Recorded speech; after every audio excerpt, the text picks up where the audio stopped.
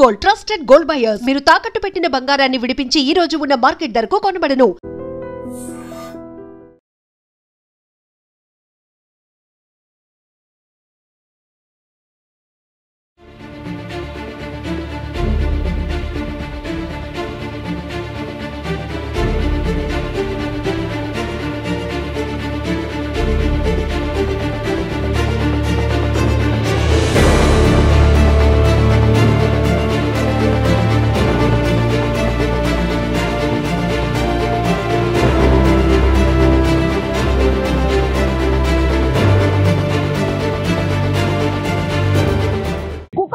అత్యంత దారుణమైనటువంటి ఘటన జరిగింది. యాక్చువల్లీ 10 ఏళ్ల అమ్మాయి పేరు వచ్చి సహస్ర. ఆమె ఈ రోజు స్కూల్ కి వెళ్ళలేదు, ఇంట్లోనే ఉండింది. అండ్ సహస్రకి ఒక తమ్ముడు కూడా ఉన్నాడు.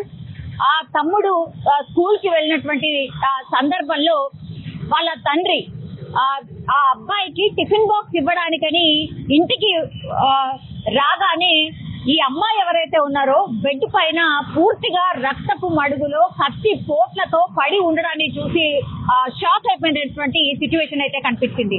పాపం 10 ఏళ్ల పాప, ఎవరి మీద కూడా తల్లిదండ్రులకు అనుమానం అయితే లేదు.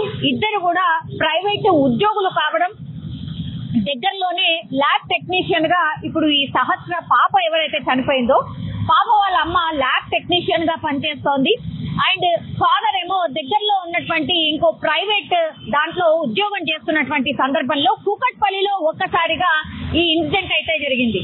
10 ఏళ్ల పాప అంటే ఇద్దరు అమ్మ నాన్న వర్కింగ్ దాంట్లో ఉన్నప్పుడైతే ఇది అందరికీ ఎక్స్పీరియన్స్ చేస్తూ ఉంటారు. పిల్లలు ఇద్దరే వాళ్ళది వాళ్ళు ఆలనా పాలన కావచ్చు, లేదంటే వాళ్ళది వాళ్ళు ఉండడం అలవాటు చేసుకున్న సందర్భాలే మనకు చాలా మట్టికి కనిపిస్తుంది. ఎందుకంటే ఇద్దరు కూడా పేరెంట్స్ వర్కింగ్ లో అంటే వర్కింగ్ పేరెంట్స్ ఉన్నప్పుడు మాత్రం ఇట్లాంటి సిచ్యువేషన్ ప్రతి పేరెంట్ కూడా ఫేస్ చేస్తున్నటువంటి సిచ్యువేషన్.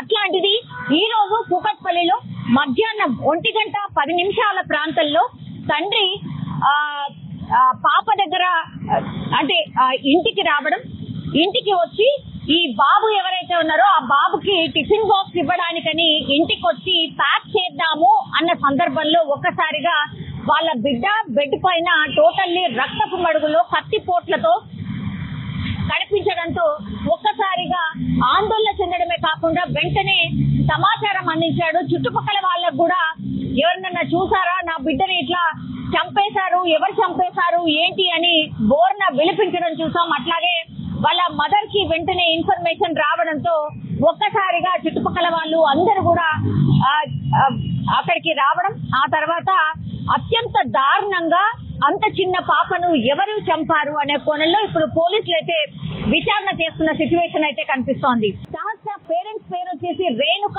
అలాగే కృష్ణ. వీళ్ళిద్దరు కూడా వర్కింగ్ పేరెంట్స్ కావడంతో పాప ఈ రోజు స్కూల్ కి సెలవు ఉండడంతో ఇంట్లోనే ఉండిపోయినటువంటి పరిస్థితి. ఆమె ఆడుకుంటుందో లేకపోతే పడుకుందో తినిందో ఈ టైంలో ఏం చేస్తుందో అన్న థాట్ తోని వాళ్ళ నాన్న ఇంటికి వెళ్లి చూసేసరికి పూర్తిగా రక్తపు మడుగులో పడి ఉండడం, డోర్లన్నీ ఓపెన్ అయి ఉండడం, ఇదంతా గమనించిన తర్వాత గట్టిగా కేకలు వేస్తూ వాళ్ళ నాన్న బయటికి పరుగులు తీశాడు. చుట్టుపక్కల వాళ్ళందరూ కూడా వచ్చి ఏం జరిగింది ఏంటి అని చూసేసరికి పూర్తిగా పాప రక్తపు మడుగులో పడి ఉన్న పరిస్థితి. దీంతో వెంటనే పోలీసులకు సమాచారం అందించారు. ఇప్పుడు క్లూస్ టీమ్ కావచ్చు, డాగ్ స్క్వాడ్ కావచ్చు, ఇవన్నీ చేరుకొని పాప ఎలా చనిపోయింది, ఎవరు చంపి ఉంటారు అనే కోణంలో విచారణ చేస్తూ ఉన్నారు. పోలీసులు ప్రాథమికంగా విచారణ చేసినప్పుడు వీళ్ళ పేరెంట్స్ ని కూడా అడిగినప్పుడు మాకెవరితోని శత్రుత్వం లేదు, మేమేదో మా పని చేసుకొని వెళ్ళిపోతాం కాబట్టి అసలు మాకు ఎవరి మీద కూడా అనుమానం లేదు, ఇంత దారుణంగా మా బిడ్డను ఎవరు చంపారు ఏంటి అని రోటిస్తున్నటువంటి సిచ్యువేషన్.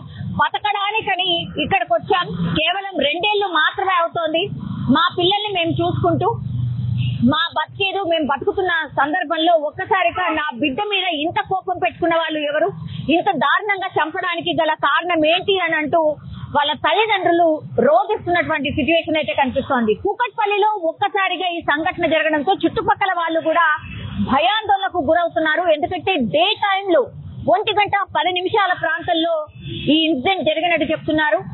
పూర్తిగా సీసీ కెమెరాస్ కి సంబంధించిన ఫుటేజెస్ అన్ని కూడా పోలీసులు కలెక్ట్ చేస్తూ ఉన్నారు. ఎవరు ఇంత దారుణంగా సహస్రాని 10 ఏళ్ల పాపని ఇంత దారుణంగా ఎవరు చంపుకుంటారు అనే కోణంలో దర్యాప్తు అయితే చేస్తున్న సిచ్యువేషన్ అయితే కనిపిస్తోంది. కానీ ఒక్కసారిగా కూకట్పల్లిలో ఈ ఘటన జరగడంతో కలకలం అయితే క్రియేట్ అయింది. ఇంత డే టైంలో పట్ట పగలే ఒక చిన్న పాపని ఇంత దారుణంగా చంపడానికి గల కారణాలు ఏంటి అనే కోణంలో పోలీసులు అయితే విచారణ చేస్తూ ఉన్నారు. ఈరోజు మధ్యాహ్నం 1:10 మా కూకట్పల్లి పోలీస్ స్టేషన్కి ఒక డయల్ 100 సమాచారం వచ్చింది. దాని ప్రకారం ఒక 10 సంవత్సరాల పాప ఇంట్లో చనిపోయి కనిపించిందని ఆ సమాచారం యొక్క సారాంశం. వచ్చి చూడగా ఆ పాప 10 years age and 6th class చదువుతూ ఉంది. సో వాళ్ళ ఇంట్లోనే మంచం మీద పడి ఉంది. సో ఒంటిపై కత్తిపోట్లు ఉన్నాయి. సో ఇప్పుడు ఆ బాడీ చూసాము. తల్లిదండ్రులు చెప్పే వెర్షన్ ఏంటంటే వాళ్ళు 9 o'clockకి ఇద్దరు కూడా జాబ్స్కి వెళ్ళిపోయినారు. వాళ్ళు మళ్ళీ తండ్రి 12:30కి అట్లా బాబుకి బాక్స్ పంపాలని వచ్చి చూడగా పాప శవం బెడ్ మీద కనిపించిందని చెప్తా ఉన్నాడు. సో బాడీని ఇప్పుడు పిఎంఈకి పంపిస్తూ ఉన్నాము. క్రూజ్ టీమ్ అండ్ మిగతా వాళ్ళు కూడా వాళ్ళ పని వాళ్ళు చేస్తున్నారు. సో పోస్ట్ మార్టం రిపోర్ట్ వచ్చాక మిగతా విషయాలు తెలియజేస్తాం. Thank you. తల్లిదండ్రుల చెప్పేదాని ప్రకారం వాళ్ళు ఎవరి మీద అయితే ఇప్పుడు వరకు అనుమానం వ్యక్తం చేయలేదు. స్పెసిఫిక్గా ఎవరి మీద కూడా తల్లిదండ్రులు అయితే అనుమానం వ్యక్తం చేయడం ఇంకా తెలియదు. We are verifying. పాప కేంద్రీయ విద్యాలయం చెప్పి 6th క్లాసు హాలిడేస్ ఇచ్చారని చెప్పినారు. వాళ్ళు వచ్చి ఇక్కడికి 2 years అయిందని చెప్తున్నారు. Thank you.